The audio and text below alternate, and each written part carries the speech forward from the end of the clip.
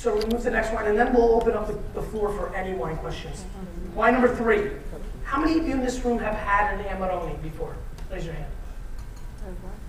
Yeah, this is one of the most popular categories of wines in the world. So we're having the Sartori Amarone. Let's smell it regular, then let's smell it after a swirl. Snippy snip it up.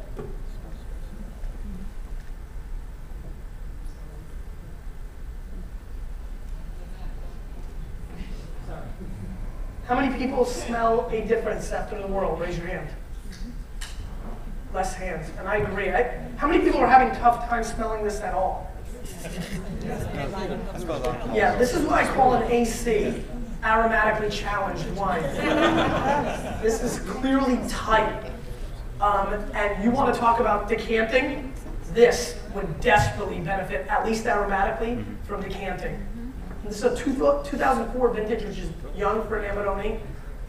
It was also a difficult growing season vintage in the Veneto, and so it's gonna be tight. There was lower yields. Let's give it a whirl. Let's try it.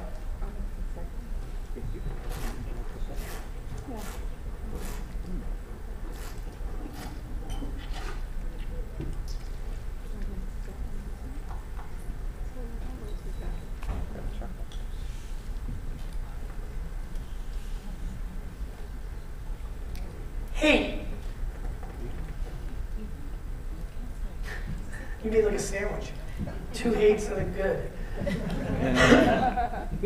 Dislike. Meh. Like. Love. Yeah, so that was interesting. This is a very interesting style of wine. Had this been a better producer or better vintage, I think the wine would have been extremely popular. Amarone, normally, typical Amarone, has far more chocolate and far more raisin flavors than this wine does. How many people picked up dark chocolate and raisiny type flavors in this? Cocoa. How many people picked up some cocoa? Yeah, I picked up a little bit of the cocoa as well. What's funny about this is that the tannins are fine. Was anybody bothered by bitterness? Yes. Yes. Yeah. Really? Okay, let me taste it again. I didn't get the tannins. You didn't get it at all? I didn't get the tannins.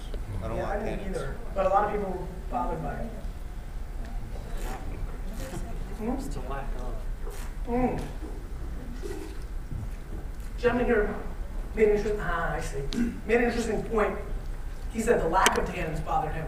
I kind of agree. I feel like, again, I always put it like sports, just you can follow it. In the third quarter, it felt almost light to me. If you taste it again, it almost feels like Pinot Noir-like before the last thing you taste. And the last thing you taste is an interesting blend of dryness and acid. A little bit, the acid level got a little high. It's not really the natural tannins, but when you get dryness and acid, it can definitely give you that sensation. But in the third quarter, right before that flavor that I think turned off a lot of you, it feels very light to me, which is concerning. Yeah, I don't really like this wine either. I feel like, I don't. How many of you were at the seminar this morning? All right, keep your hands up. Just hold them up real quick. How many of you liked the batch this morning better than this batch? Keep your hands up. So about half and half. Okay, what's running through my mind is how well, not well, I mean, they weren't like, oh my God, life-changing, but I felt by average, the Portuguese wines might have showed a little bit better, and they were outside in the heat, as clearly by the reaction, real hot. And they were all like $6 and $8 and $10, whereas, these wines are $20, $30 wines. So, once again, fascinating. Let's go back. Jeez, you finished the one? Well, just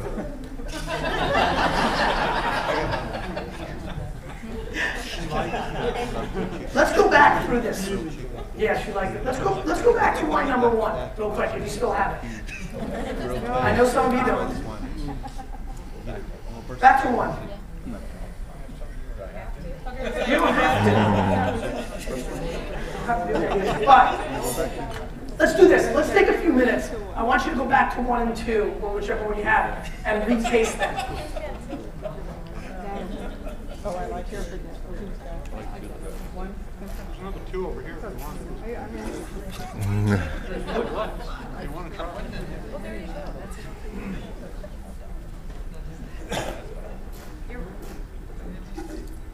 You just said it doesn't have any taste.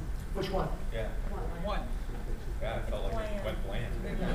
Well, what happened was, the reason one's going to taste so bland for you is what I really wanted to show you about what you probably seen it a lot of times, but you maybe have never defined it in your mind. You hear wine people talking about body, and it's really weight. After drinking 2 heavier wines and going back down to one really does taste like water almost, which is crazy and devastating. All the same way. Yeah, it gets really thin. I mean, this is the opportunity for you to really taste the weight differences. All right, let's open up the floor to any questions about these wines. Anybody have any questions about these wines in any way? Yes? Maybe more of He's an loud elementary enough. type question, but you know, with the first wine you said maybe food would cover up the badness of it, but then in the second wine you talked about how it would be perfect with steak. Yes. To me, it's almost a contradiction. Sure. Should you be pairing wine with food or not? You see what I'm Are saying? there any chefs in the house?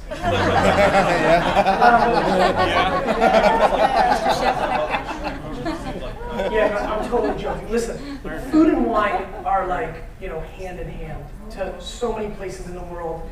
I definitely think that both food and wine by themselves are great, and I definitely think there's clearly food and wine pairings. I mean, how many of you guys like oysters? Raise your hand. So I'm a huge oyster fan and do enormous pairings of wine and oysters. When you get into high acid white wines, like a Gruner Veltliner or a Falangina, which I mentioned before that I hope you guys all go out and try, and you pair them with shellfish, the experience on the palate is staggering. When you taste shellfish with Chardonnay, over oaked or buttered, or even just Chablis, which is still a hair heavy, well, a lot of Chablis are great, but some aren't. It's amazing the difference of what happens to your palate.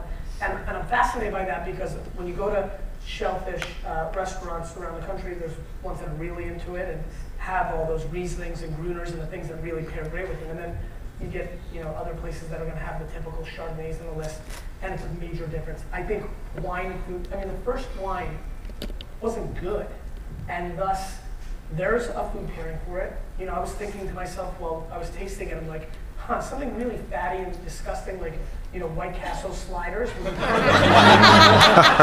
would help this wine because I think like that's what if I had that, that's what I would pair it with, because the grease and the fat would help that wine. It would add to some of the body it needed.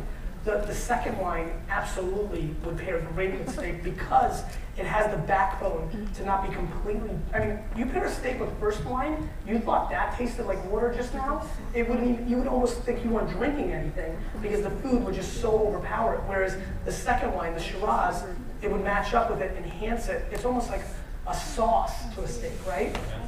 So yeah, I mean, food and wine pairing can always and should always be thought of. It's just, sometimes the wine's great and the food's terrible. It's gonna happen.